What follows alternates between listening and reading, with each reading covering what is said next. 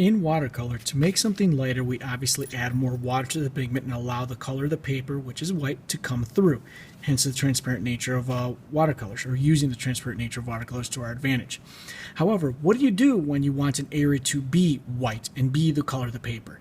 Well, that's where a resist comes into play, and that's what we're going to be looking at right now. Resist, which basically means we're going to be putting something on the paper that's going to prevent or resist the paint from going into that area, thus preserving the white of the paper, and in some instances the color that you have put down. So that's what a resist is going to do. When we look at this sheet, we'll notice that we're going to be using masking tape to preserve 3 layers of color minimum and 1 area of white minimum.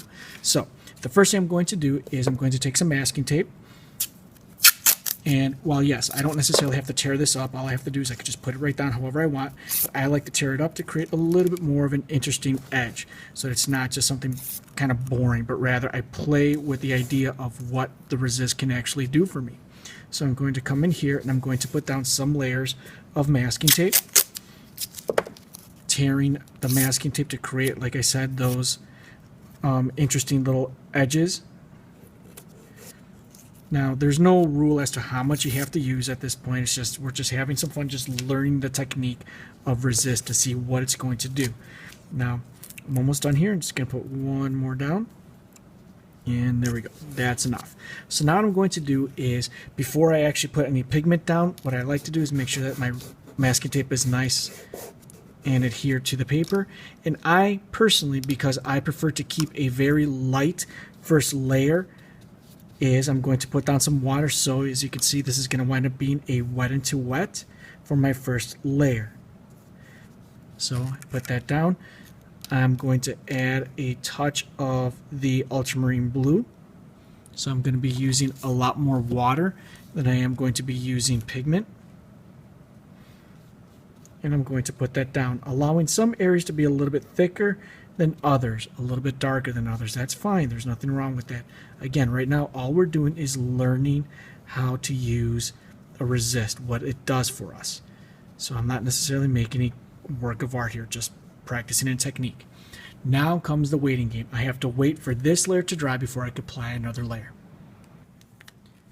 Now that this first layer has dried, it's time to add the next layer. So the first thing I'm going to do once again is I'm going to take my tape and I'm actually going to rip it up again, and I'm going to add another layer of masking tape.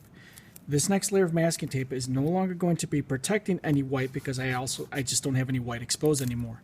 What it's going to be doing is it's going to preserving blue, which is the color that I have down right here.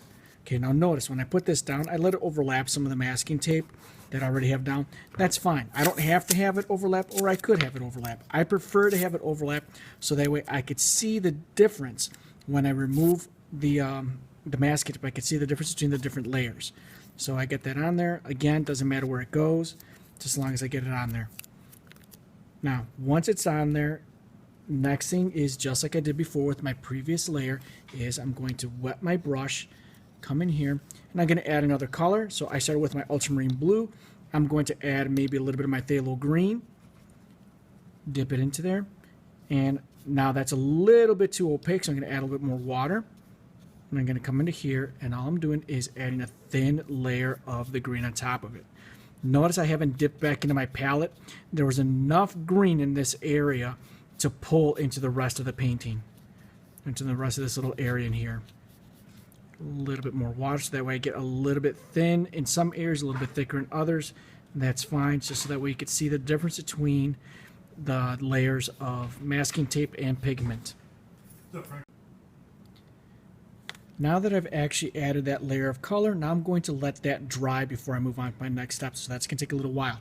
So I come in here, I check to see that it's dry. Please excuse my spray painted fingernails. Now that it's dry, I'm actually going to add another layer of the masking tape. This is my last layer of masking tape. I'm going to come in here, and again, it doesn't matter where I'm putting it. I like to rip it just because it creates a nice little feathered edge, so that way it creates a nice little texture. And all I'm doing is just adding this here and there, just covering up some areas of green. So just a little bit more, just to have a little bit more fun. There we go.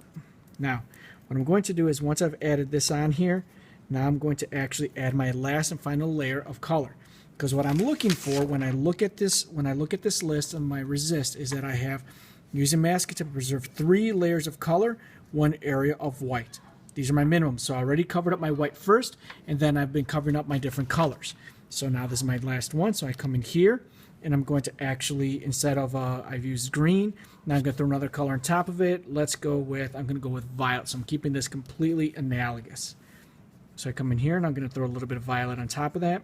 Again, I'm going to go fairly dark in some areas or heavy in some areas and lighter in some other ones.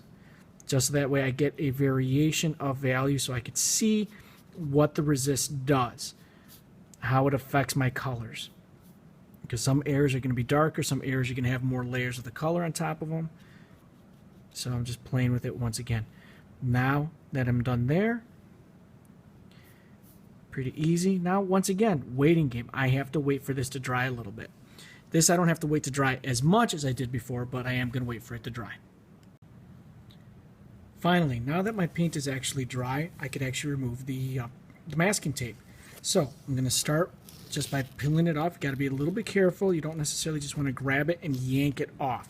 You want to take it nice and easy, and what you should start to see is underneath the masking tape, you will have preserved whatever the masking tape covered up or whatever it masked, because the masking tape resisted any color going into those areas, hence resist. Again, like I mentioned before, there's other ways to or other materials to use as a resist, such as frisket, wax, masking tape obviously, and frisket sheets. So masking sheets. Here you can see now that basically I've got my one area or my layer of white, light blue, I've got some green, and then I've got my darker violet, which was the last layer that I put on. So you can see here how I've preserved the white and I've preserved some other colors using the technique masking.